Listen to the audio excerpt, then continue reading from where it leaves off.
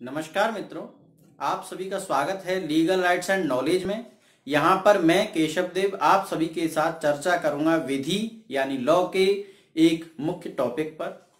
दोस्तों, हमारा ये जो चैनल है ये ग्रामीण अंचलों के उन छात्रों को समर्पित है मुख्य रूप से जो हिंदी भाषा में विधि की तैयारी कर रहे हैं तथा जिनके पास जो विधि की यानी लॉ से रिलेटेड सामग्री होनी चाहिए, उनके लिए जो आवश्यक है वो सारी जानकारी और वो सारी पाठ्य सामग्री उनको उपलब्ध नहीं होती है। तो यहाँ मैं वीडियो के माध्यम से उनको ये सामग्री प्रोवाइड कराता हूँ। जो भी विषय कठिन हैं और जो विषय आवश्यक हैं उन्हें वीडियो के माध्यम से मैं उन्हें समझाने का प्रयत्न करता हूँ।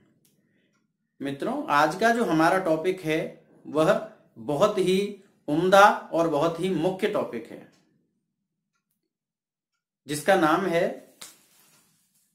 बौद्धिक संपदा अधिकार विधि, law of intellectual property right. बौद्धिक संपदा अधिकार विधि यानी कि इंटेलेक्चुअल प्रॉपर्टी राइट, इसे हम शॉर्ट में IPR भी कहते हैं। दोस्तों, मनुष्य और पशु में जो एक बहुत बड़ा अंतर होता है वह होता है बुद्धि का।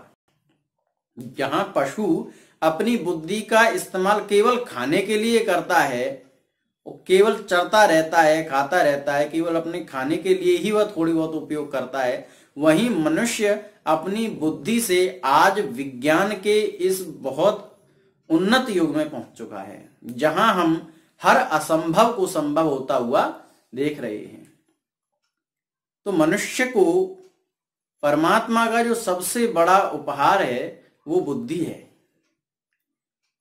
और हमारी बुद्धि के द्वारा उत्पन्न जो भी उत्पाद हैं, जो भी हमारे इंटेलेक्चुअल प्रोडक्ट्स हैं, वही हमारी मुख्य रूप से संपदा होती है। इंटेलेक्चुअल प्रॉपर्टीज यानी कि बौद्धिक संपदा जो भी हमारे मस्तिष्क की स्वयं की अर्जित संपदा है। जैसे कि एक कवि के द्वारा रचा गया काव्य उसकी बौद्धिक संपदा है। एक वैज्ञानिक के द्वारा इजाद किया गया आविष्कार जो है, जो एक इन्वेंशन है या एक खोज है, डिस्कवरी है, वो उसकी स्वयं की बौद्धिक संपदा है यानी कि उसकी इंटेलेक्चुअल प्रॉपर्टी है। प्रश्न सबसे बड़ा ये उठता है कि हमारे जो बौद्धिक संपदा है उसका संरक्षण कैसे हो।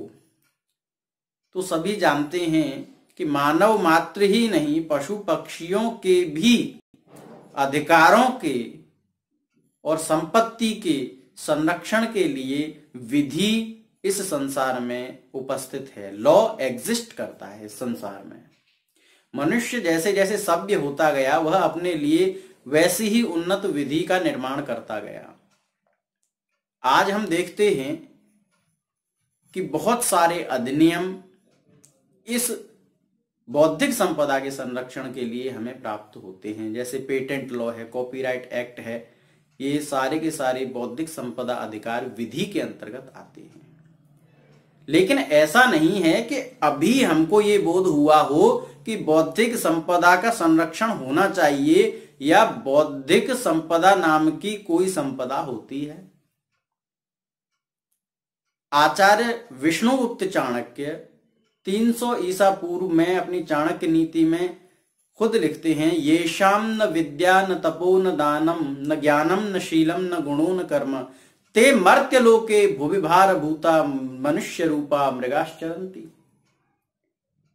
तो यहां पर वो सीधे सीधे तौर पर इंटेलेक्चुअल प्रॉपर्टी की ही बात कर रहे हैं कि जो मनुष्य अपनी बुद्धि को इतना उपयोगी नहीं बना सकता, जिसके पास ना तो कोई अच्छी विद्या है, ना ही वह तप कर सकता है, ना ही वह किसी योग्य व्यक्ति को दान कर सकता है या किसी की सहायता कर सकता है, ना जिसके पास ज्ञान है, ना जिसने ज्ञान प्राप्त करने की कोशिश की है,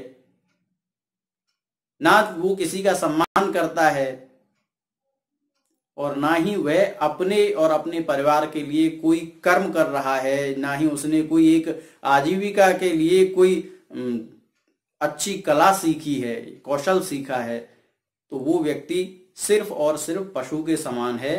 क्योंकि आहार, निद्रा, भय, ये सारी चीजें पशु में भी वैसे ही होती हैं जैसे मनुष्य में होती हैं।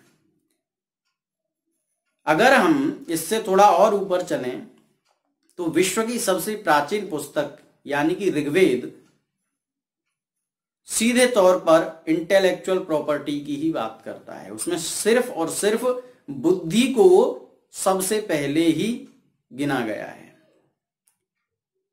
आध्यात्मिक पुस्तक ऋग्वेद को न मानकर हम एक सांस्कृतिक पुस्तक या एक सामाजिक पूरा बही खाता माने तो वास्तविक रूप से वह उस समाज की देन है या उस समाज में प्रकट हुई है जहां सबसे पहले तथ्य, तर्क और प्रमाण को रखा गया।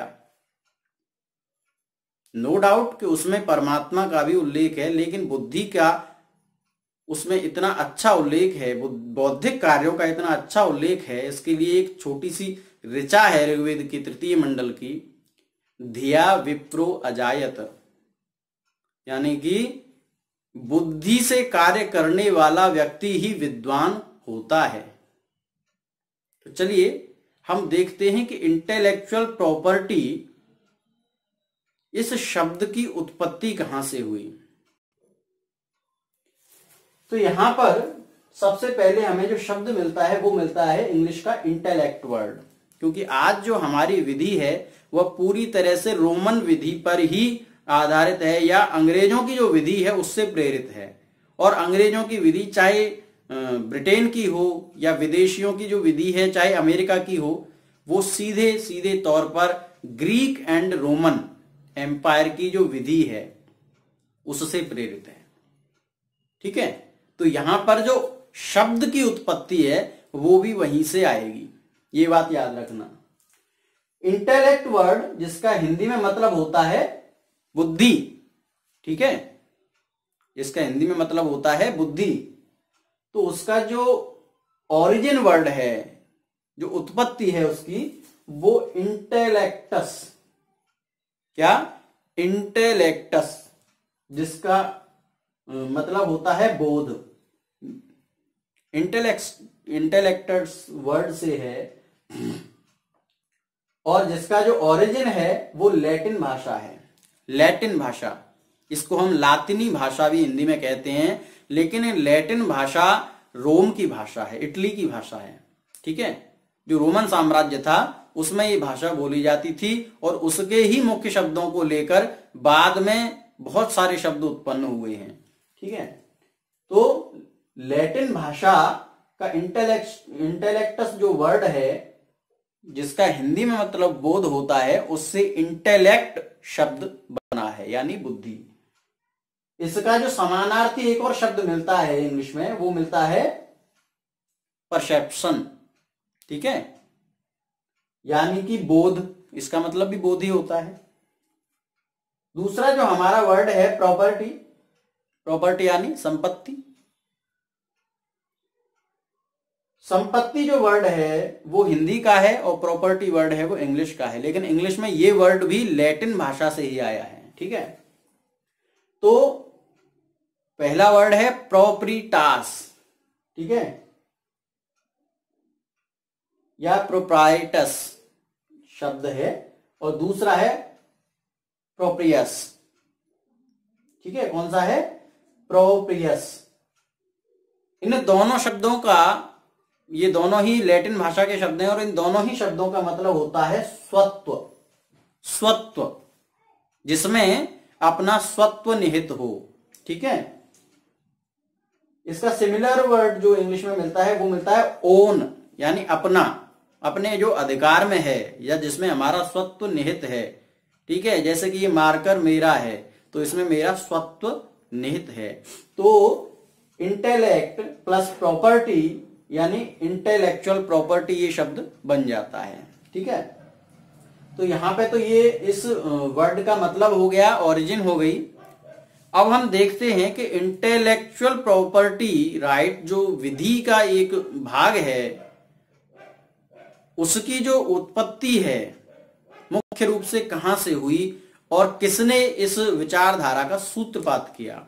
हालांकि यूनान से, जिसे हम ग्रीक कहते हैं, वहां से सबसे पहले अरस्तु के द्वारा उनकी जो पुस्तक है एथिक्स एंड द पॉलिटिक्स, उसमें उन्होंने स्पष्ट रूप से कहा है मनुष्य एक सामाजिक प्राणी है, ठीक है, और वो उसकी स्वतंत्रता के पूर्ण रूप से पक्ष धर रहे हैं। धीरे धीरे ये विचारधारा रोम तक पहुंची और रोम में बहुत सारे अधिकार मनुष्य को इंटेलेक्चुअली प्रोवाइड किए गए, जहां पर जो बहुत सारे विचारक हुए रोम में, उनकी जो थ्योरीज थी वो अभी तक बची हुई थी। ऐसा ही भारत में हुआ। भारत में विचारधारा एक धर्म का रूप ले चुकी है। प्रत्येक विचारधारा एक धर्म का रूप ले लेती है, आज भी हम देखते हैं, और वही उनकी जो इंटेलेक्चुअल प्रॉपर्टी है उसकी ओर सूत्रपात करती है। जैसे वैदिक धर्म, चार्वाक दर्शन, जैन धर्म, बौद्ध धर्म, तो इन सभी के अपने अपने ग्रंथ हैं, सूत्र ग्रंथ हैं, उन सभी को हम इंटेलेक्चुअल प्रॉपर्टी की दृष्टि से देख सकते हैं। लेकिन विधिक रूप से इसके संरक्षण के लिए कुछ प्रमुख प्रयास नहीं हुए। जो एक सिस्टेमेटिक विधि है उसका जो सूत्रपात होता है वो होता है 17वीं सदी के आरंभ में। जॉन लॉक एक बहुत अच्छे विद्वान रहे हैं, विधि शास्त्री रहे हैं, ये जूरिस्ट हैं, और इन्होंने एक पुस्तक लिखी द लेबर थ्योरी। क्या नाम था इनकी पुस्तक का? The labour theory. इसके अंतर्गत ये कहते हैं मनुष्य का शारीरिक श्रम व हस्त कौशल, ठीक है, शारीरिक श्रम व हस्त कौशल व्यक्ति के संपूर्ण विश्व के प्रति, ठीक है, संपूर्ण विश्व के प्रति अपवर्जी तत्व है, ठीक है, अपवर्जी तत्व है। अपवर्जी तत्व से जो तात्पर्य है, जो मतलब निकलता है वो ये है कि इसमें ये मनुष्य के स्वयं की प्रॉपर्टी है। इस पर कोई भी व्यक्ति उस मनुष्य के अलावा जिसका स्वयं का श्रम है, कौशल है, और कोई अधिकार नहीं जमा सकता और कोई इस पर दावा नहीं कर सकता, ठीक है, चाहे वो कोई भी हो। तो जॉन लॉक की ये जो बात है ये उस समय जॉन लॉक ने कही थी जब मनुष्य का श्रम, मनुष्य का जीवन और मनुष्य की संपत्ति, इन तीनों को हड़पने के लिए बहुत ज्यादा प्रयास किए जा रहे थे और निरंतर होते थे। मनुष्य को दास बनाकर बेच दिया जाता था बाजारों में, ठीक है। जिस समय मनुष्य की स्वतंत्रता नाम की वस्तु मनुष्य के पास में नहीं थी। स्पष्ट रूप से कहें, जहां अंधेरा होता है दिए का महत्व वहीं पर ज्यादा होता है। जॉन लॉक ने उस समय पर यह बात कही थी। यहां पर इसमें तीन बातें हमें दिखाई देती हैं। पहली है मनुष्य का शरीर उसकी स्वयं की संपत्ति है। मनुष्य के शरीर पर उस मनुष्य के अलावा अन्य किसी का भी अधिकार नहीं है, ये उसकी खुद की प्रॉपर्टी है, ठीक है। मनुष्य का शरीर उसकी स्वयं की संपत्ति है, ये जॉन लॉक कहना चाहते हैं। दूसरा, उसके श्रम व हाथों से किए गए कार्य उचित रूप से उसी के हैं। उसकी जो मेहनत है, चाहे वो शारीरिक मेहनत हो चाहे वो बौद्धिक मेहनत हो, उन दोनों ही श्रमों के द्वारा या कौशल के द्वारा किया गया कार्य उस मनुष्य का अपना है, अन्य कोई उसमें हस्तक्षेप नहीं कर सकता। जैसे कि एक व्यक्ति कोई काव्य लिखता है तो वो लिखा गया काव्य उसके स्वयं का श्रम है, उसकी बौद्धिक संपदा है, तो इस पर बिना उसके आज्ञा के कोई भी हस्तक्षेप उसमें नहीं कर सकता। कोई उसको न पढ़ सकता है ना उसको छीन सकता है, और अगर ऐसा करता है तो विधि को इसमें हस्तक्षेप करना ही चाहिए, क्योंकि ये उसके अधिकारों का अतिक्रमण है। थर्ड नंबर, मानव का उसके शरीर पर पूर्ण सत्वाधिकार है। ये पहली वाली बात है, थोड़ा अलग तरीके से कही है कि मानव का उसके शरीर पर पूर्ण सत्वाधिकार है। सत्वाधिकार है कि निजी अधिकार है उसका स्वयं का, ठीक है। ना उसको कोई बेच सकता है, ना उसको कोई खरीद सकता है, ठीक है। अब यहां पर बात करते हैं, जो हमारा चौथा पॉइंट है, ये जॉन लॉक की विचारधारा इन तीनों चीजों पर ही उन्होंने अध्ययन किया था। किन पर अध्ययन किया था? केवल इन तीनों बातों पर ही उन्होंने अध्ययन किया था कि व्हाट इज प्रॉपर्टी, संपत्ति क्या है, जीवन, स्वतंत्रता और संपदा, लाइफ, लिबर्टी एंड रिसोर्सेज, ठीक है। लाइफ, लिबर्टी एंड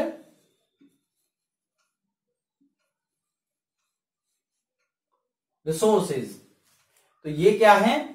ये संपत्ति कहलाते हैं। एक मनुष्य का जीवन उसकी स्वयं की संपत्ति है, ना किसी राजा का उस पर अधिकार है और ना ही किसी जमींदार का उस पर अधिकार है, ना ही किसी अन्य जो गुलाम की खरीद फरोख्त करता है उसका अधिकार उस पर है। वो उसकी स्वयं की संपत्ति है।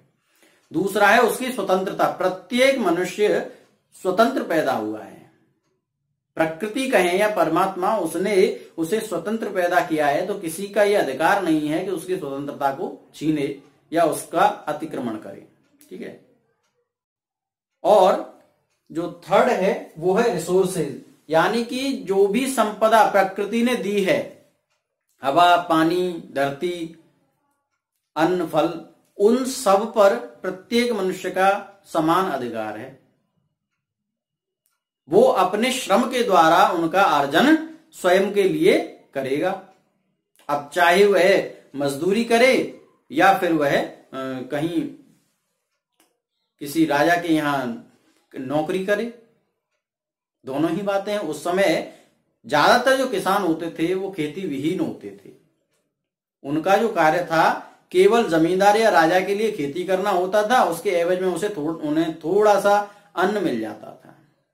जमीन पर अधिकार उनका नहीं होता था, ठीक है। तो श्रम बौद्धिक हो या शारीरिक, दोनों ही प्रकार से उस मनुष्य का स्वयं का है, ये जॉन लॉक कहना चाहते हैं। यहीं से सूत्रपात हुआ बौद्धिक संपदा अधिकार विधि का, कि जब मनुष्य का श्रम उसका है, तो श्रम तो दोनों ही प्रकार से होते हैं, बौद्धिक श्रम भी होता है और शारीरिक श्रम भी होता है। तो इस पे जो प्रमुख रूप से मुखर होकर जो आए विधि शास्त्री जो थे, जिन्होंने स्पष्ट रूप से कहा कि नहीं, मनुष्य का बौद्धिक श्रम भी उसका उसी प्रकार से अपना है जिस प्रकार से उसकी कोई संपत्ति, तो उनका नाम था सामंड। आप जब विधि पढ़ते हैं, विधि शास्त्र का जब अध्ययन करते हैं, तो इनका नाम सबसे अधिक लिया जाता है। इनका पूरा नाम था जॉन सामंड। जॉन, वो जॉन लॉक है, ये जॉन सामंड है। तो इनके द्वारा पुस्तक लिखी गई द ज्यूरिस्प्रूडेंस। इनका जो टाइम था, जॉन लॉक का टाइम था 1632 से 1704 के बीच में। 1632 से 1704 के बीच में जॉन लॉक का टाइम था। और जो सामंड हैं, जिनकी हम अब बात कर रहे हैं, जॉन सामंड, उनका जो पुस्तक है द ज्यूरिस्प्रूडेंस है। और इनकी जो टाइमिंग है, इनका जो समय है, वो 1862 से 1924 के बीच में है। 1862 से लेकर 1924 के बीच में सामंड का जो समय है वो माना जाता है, ठीक है।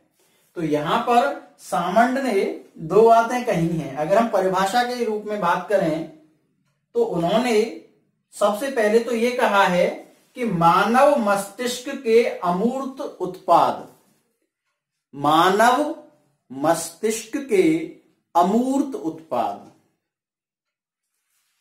उतने ही मूल्यवान हैं जितने कि उसकी जमीन व उसका सामान।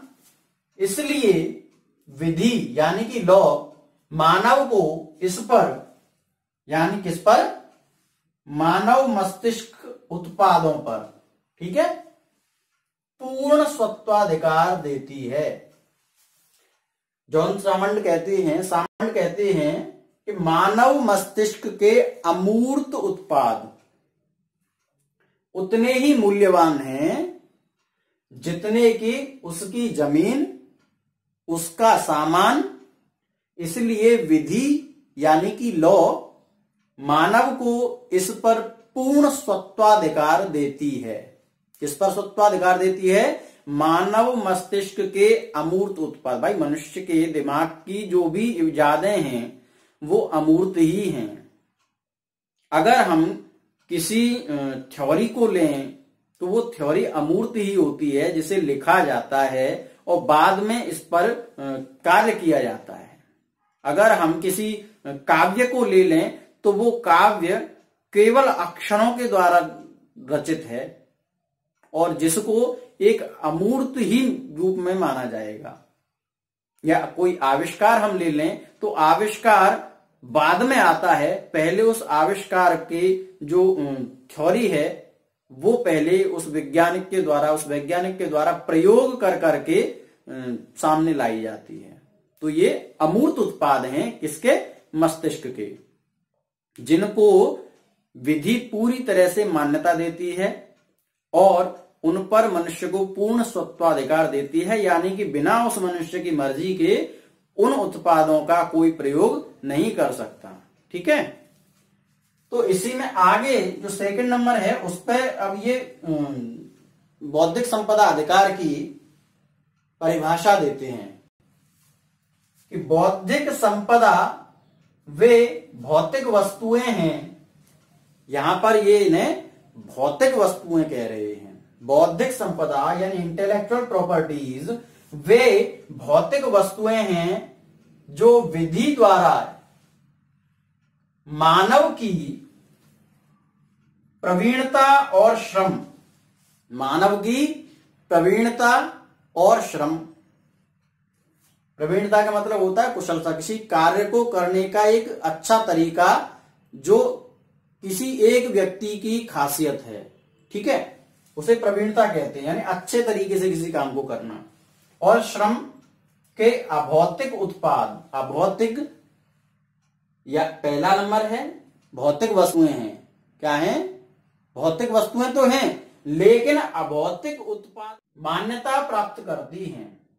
बौद्धिक संपदा वे भौतिक वस्तुएं हैं जो विधि द्वारा मानव की प्रवीणता और श्रम के अभौतिक उत्पाद के रूप में मान्यता प्राप्त करती हैं। यानी कि एक पुस्तक हम देख सकते हैं, एक पुस्तक को, लेकिन पुस्तक में लिखी गई थ्योरी को हम केवल और केवल अपने मस्तिष्क में ही उसकी एक इमेज बना सकते हैं, बाकी उसको प्रत्यक्ष रूप से वह मूर्ति बनकर हमारे सामने नहीं आएगी। तो पुस्तक एक भौतिक वस्तु है, यानी भौतिक उत्पाद है, लेकिन उसमें दी गई थ्योरी, उसमें दिए गए विचार अमूर्त हैं।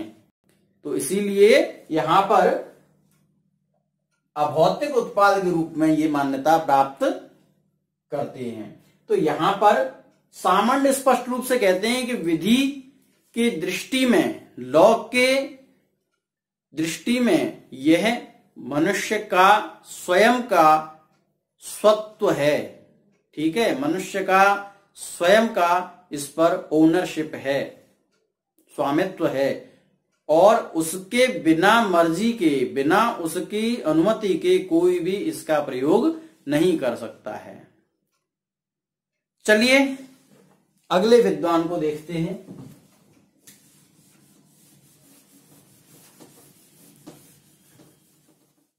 तो नेक्स्ट जो डेफिनेशन है वो है ब्लैकस्टोन के द्वारा। ब्लैकस्टोन ने पुस्तक लिखी commentary on the laws of England. कौन सी पुस्तक है ब्लैकस्टोन की? Commentary on the laws of England, ठीक है, 1769 में 1769 में ये पुस्तक प्रकाशित हुई थी। तो यहां पर बौद्धिक संपदा अधिकार के ऊपर उनकी दो बातें हमें मिलती हैं।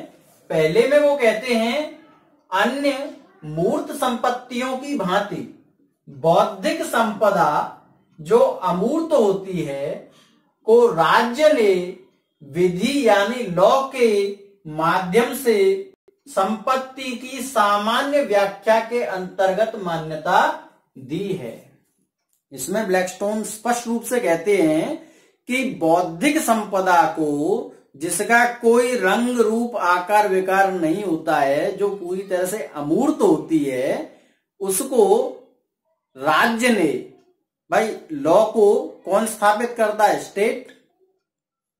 राज्य ने विधि के द्वारा यानी लॉ के द्वारा एक संपत्ति जो मूर्त संपत्ति होती है उसी की भांति एक संपत्ति की सामान्य व्याख्या, संपत्ति की सामान्य व्याख्या जिस पर हमारा अधिकार हो वो हमारी संपत्ति है। जैसे कि हमारा घर, हमारे कपड़े, हमारे गहने, हमारा जो है अन्य वस्तुएं, बाग बगीचे खेत खलिहान आदि हमारी प्रॉपर्टी के अंतर्गत आते हैं। उसी प्रकार से जो अमूर्त है वह जो बौद्धिक श्रम के द्वारा उत्पन्न की गई है वो बौद्धिक संपदा भी उसी व्याख्या के अंतर्गत आएगी जो मूर्त संपत्ति की व्याख्या है। ठीक है, इसको मान्यता राज्य देता है, ये ब्लैकस्टोन ने कहा है। ठीक है, अगली परिभाषा में वो कहते हैं ब्लैकस्टोन, जो सेकंड है,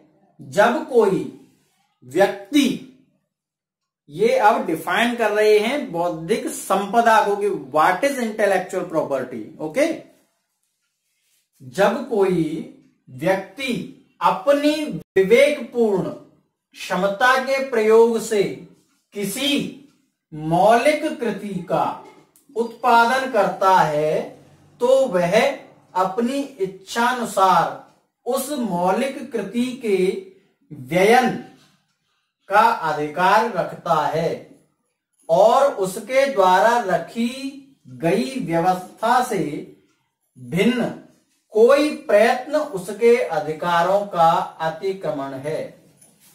साफ साफ ब्लैकस्टोन कहते हैं कि भाई कोई व्यक्ति अपना दिमाग लगाकर, अपने विवेक बुद्धि को, अपने दिमाग का यूज करके किसी भी कृति का निर्माण करता है तो उस कृति पर पूरा पूरा अधिकार उसका है। ठीक है, यानी कि मौलिक कृति का उत्पादन करता है, यानी कि एक कवि है, उसने कुछ कविताएं लिखी तो वो कविताएं पूरी तरह से उस कवि की ही हैं। ये नहीं है कि कोई अन्य उसको बिना उस कवि की अनुमति के और प्रयोग करने लगे या अपने नाम से कहने लगे। ठीक है, और अगर कोई, यानी कि उन कृतियों को छपवा कर उनके एवज में जो पैसा मिलता है उसका पूरा अधिकार उस कवि का है जिसकी वो मौलिक रचना है।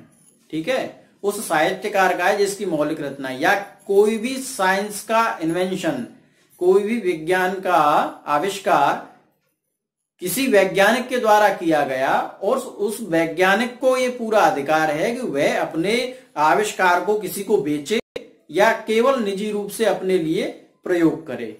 ठीक है, अगर उस वैज्ञानिक की बिना अनुमति के, बिना आज्ञा के कोई दूसरा व्यक्ति उस आविष्कार का प्रयोग करता है तो वह उसके अधिकारों का अतिक्रमण है। क्या है? वायलेशन है उसके राइट्स का, जो उसकी प्रॉपर्टी पे है। कौन सी प्रॉपर्टी? जो उसने इन्वेंट की है, जो उसके आविष्कार हैं, जो उसने दिमाग लगाकर रात दिन की मेहनत करके उसने तैयार किया है, तो उस पे वायोलेशन है उसके राइट्स का अगर कोई दूसरा व्यक्ति उसका बिना अनुमति के प्रयोग करता है। तो ये ब्लैकस्टोन कहते हैं इस बात को। ठीक है, याद रखना, किसी भी ज्यूरिस्ट की पुस्तक का नाम बहुत जरूरी है क्योंकि ये नेट परीक्षा में पूछा जाता है या कोई भी परीक्षा हो उसमें पूछ ही लिया जाता है, कभी ना कभी आ ही जाता है कोई ना कोई क्वेश्चन। ठीक है, तो ये ब्लैकस्टोन के थॉट्स हैं आईपीआर के ऊपर। अब आते हैं बेंटली एंड शर्मन। बेंटली इनका पूरा नाम है, ये दो हैं जूरिस्ट, इन दोनों ने एक ही पुस्तक लिखी है, ठीक है। उस पुस्तक का नाम है इंटेलेक्चुअल प्रॉपर्टी राइट, ठीक है ना। इंटेलेक्चुअल प्रॉपर्टी राइट नाम से जो पुस्तक लिखी गई है वो बेंटली और शर्मन इन दो जूरिस्ट ने साथ मिलकर लिखी है। और इनका पूरा नाम है, बेंटली का नाम है लायनल बेंटली और शर्मन का नाम है ब्रैड शर्मन, ठीक है। Lionel Bentley and Brad Sherman के द्वारा पुस्तक लिखी गई इंटेलेक्चुअल प्रॉपर्टी राइट, जो 2001 में प्रकाशित हुई, ऑक्सफोर्ड जो प्रेस है ऑक्सफोर्ड यूनिवर्सिटी की, उससे, ठीक है ना।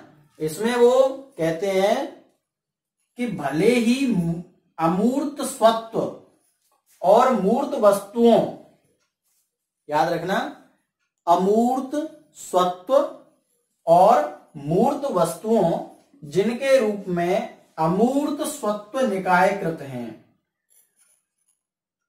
में एक घनिष्ठ संबंध है, तथापि मूर्त वस्तुओं में बौद्धिक संपदा अधिकार स्वत्वाधिकारों से सुभिन्न है, ठीक है।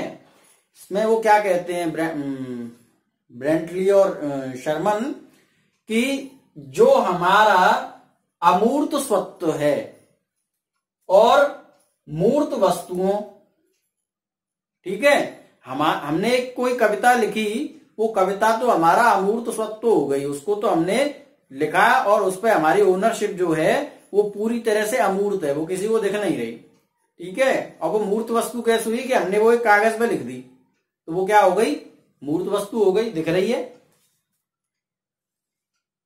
यानी कि जिनके रूप में अमूर्त स्वत्व निकायकृत है, मूर्त वस्तु यानी कि जिनके रूप में अमूर्त स्वत्व निकायकृत है। जैसे कि ये कविता लिखी और वो कागज पे लिख डाली, तो वो कागज पे क्या हो गई, निकायकृत हो गई, यानी कि वो एक उसने रूप ले लिया कि हाँ ये कविता लिखी हुई है, ठीक है। उसको कोई भी पढ़ सकता है, कवि के दिमाग में होगी तो कोई नहीं पढ़ पाएगा जब तक वो सुनाएगा नहीं, लेकिन कागज पे लिखी होगी तो कोई भी पढ़ लेगा। तो इन दोनों में घनिष्ठ संबंध है, सीधी सीधी बात है, घनिष्ठ संबंध है दोनों में। तो लेकिन यहां पे क्या कहते हैं, तथापि मूर्त वस्तुओं में बौद्धिक संपदा अधिकार स्वत्वाधिकारों से भिन्न है, ठीक है।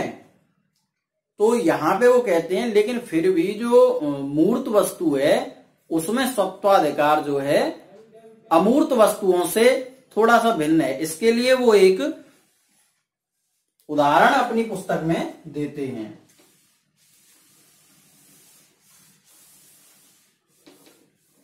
उदाहरण के लिए जैसे कि ए ने बी को एक पत्र लिखा, क्या लिखा, एक लेटर लिखा, तो बी के लिए लिखा और जाहिर सी बात है बी ने उसे पढ़ लिया। लेकिन अगर बी उस पत्र को सी को बेच देता है या बिना ए की अनुमति के वह सी के अखबार में निकलवा देता है या छपवा देता है उसको, तो ये ए के स्वत्वाधिकारों का वायलेशन है, ठीक है। उसने केवल इसे पढ़ने के लिए उसे दिया था पत्र को, ना कि उसे जग जाहिर करने के लिए, छपवाने के लिए दिया था, तो वो इस पर दावा कर सकता है, ठीक है। तो यहां पर स्वत्वाधिकार यानी ओनरशिप में जो ये कह रहे हैं स्पष्ट रूप से कि मुख्य रूप से स्वत्वाधिकारों में, मौलिक अधिकारों में थोड़ा सा अंतर है। यानी कि हमने आज्ञा दी कि आप हमारी रचना को पढ़ो, ये आज्ञा नहीं दी कि हमारी रचना को आप छप्पा डालो, ठीक है। तो मुख्य रूप से ये चार परिभाषाएं हैं जो मुझे बहुत ज्यादा अच्छी लगी आईपीआर की, इंटेलेक्चुअल प्रॉपर्टी राइट की, वो मैंने आपके सामने रखी। इसके अलावा बहुत सारे अलग अलग जूरिस्ट के अलग अलग मत हैं, लेकिन यहाँ पे जो सार है वो इन चारों से निकल के आता है। अब यहाँ पे कुछ बातें हम देखेंगे जो इन परिभाषाओं से हमने देखी हैं। पहला है कि यह जो अधिकार है बौद्धिक संपदा से उत्पन्न अधिकार है। ठीक है, किससे उत्पन्न अधिकार है? बौद्धिक संपदा से, इंटेलेक्चुअल प्रॉपर्टी से, ना कि किसी खेत से, खलियान से या किसी अन्य पार्थिव संपदा से। ठीक है, किसी भौतिक संपदा से उत्पन्न अधिकार नहीं है। सेकंड है बुद्धि मानव के शरीर का अभिन्न अंग है। ठीक है, बिना बुद्धि के मनुष्य केवल और केवल पशु है। ठीक है। थर्ड नंबर है बुद्धि बौद्धिक श्रम और बौद्धिक कौशल पर व्यक्ति का अपवर्जी स्वत्व है। इंग्लिश में अपवर्जी स्वत्व को कहते हैं एक्सक्लूसिव टाइटल। ठीक है, एक्सक्लूसिव टाइटल यानी बुद्धि और बुद्धि के द्वारा जो हो रहे कार्य हैं, यानी जितने भी बौद्धिक कार्य हैं, बौद्धिक श्रम और कौशल हैं, उन पर व्यक्ति का स्वयं का स्वत्व है। कोई उस पर हस्तक्षेप कर नहीं सकता, चाहे राजा हो, प्रधानमंत्री हो, राष्ट्रपति हो, कोई भी हो। ठीक है, जब तक उस व्यक्ति की खुद की इच्छा नहीं होगी, जब तक उसके बौद्धिक श्रम को कोई न छीन सकता है न ले सकता है। ठीक है, अब हम आते हैं कि बौद्धिक संपदा के अंतर्गत कौन कौन सी चीजें आती हैं। तो भैया इसका क्षेत्र बहुत बड़ा है, लेकिन फिर भी यहाँ पे कुछ चीजों को मैं दे रहा हूं। बौद्धिक संपदा के अंतर्गत क्या क्या आते हैं? पहला है पेटेंट। किसी भी आविष्कार का, किसी भी इन्वेंशन का हम पेटेंट करा सकते हैं। किसी भी ट्रेडमार्क का हम पेटेंट करा सकते हैं। किसी भी चित्र का, किसी भी पेंटिंग का पेटेंट करा सकते हैं। किसी भी पुस्तक का करा सकते हैं। डिजाइन, कॉपीराइट भी इसको कहते हैं। डिजाइन, कोई भी डिजाइन, ठीक है, उस डिजाइन को, किसी भी नाम को, ठीक है, डिजाइन ही नहीं, नाम तक भी बौद्धिक संपदा के अंतर्गत आता है। किसी भी कंपनी का नाम हुआ और उस नाम को कोई और यूज करे तो कॉपीराइट क्लेम उस पर बनता है। ट्रेडमार्क, साहित्य, ठीक है, साहित्य, कोई भी कवि अपनी किताब लिख रहा है तो उस पर उसका पूरी तरह से बौद्धिक संपदा अधिकार है, और उस पर अगर वो कोई व्यक्ति उसकी किताब का कोई बड़ा अंश या कोई उस पुस्तक को ही या उस पुस्तक के विचारों को ही ले लेता है और अपने तरफ से छपवाता है, तो ये उसका जो बौद्धिक संपदा अधिकार है उनका हनन है। ठीक है। नाट्य, फिल्में वगैरह लिखी जाती हैं, उनमें जो स्क्रिप्ट लिखी जाती है वो भी बौद्धिक संपदा के अंतर्गत आते हैं। फिल्में, जो भी फिल्म बनती है बड़ी मेहनत से बनाई जाती है, वो भी बौद्धिक संपदा के अंतर्गत आती है। ठीक है। कलात्मक कृतियां जैसे पेंटिंग्स हैं, मूर्तियां हैं, ये क्या है? मनुष्य की जो भावना है, मनुष्य की जो कल्पना है, उसी को उसने साकार रूप दिया है, तो ये बौद्धिक संपदा के अंतर्गत आती है। आविष्कार, किसी भी वैज्ञानिक के द्वारा किए गए आविष्कार, जाहिर सी बात है बुद्धि से ही करेगा। बुद्धि और विवेक के दिन रात के प्रयोग से ही वो आविष्कार को मूर्त रूप देगा, तो वो उसकी बौद्धिक संपदा के अंतर्गत आता है। रिसर्च, आप कोई भी शोध कर रहे हैं, पीएचडी की थीसिस हो या किसी अन्य कार्य पर आप शोध कर रहे हैं, तो वह आपका स्वयं का एक बौद्धिक संपदा अधिकार के अंतर्गत आता है।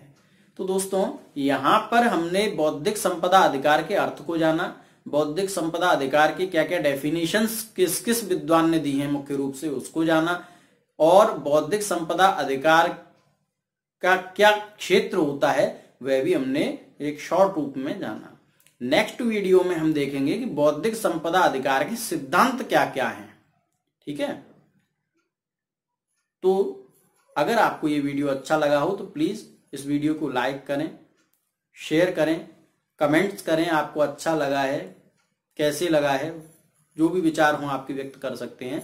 और प्लीज हमारे चैनल को सब्सक्राइब अवश्य करें, इससे हमारा उत्साह बढ़ेगा और हम आगे अच्छे अच्छे वीडियोस आपके लिए बनाएंगे। धन्यवाद।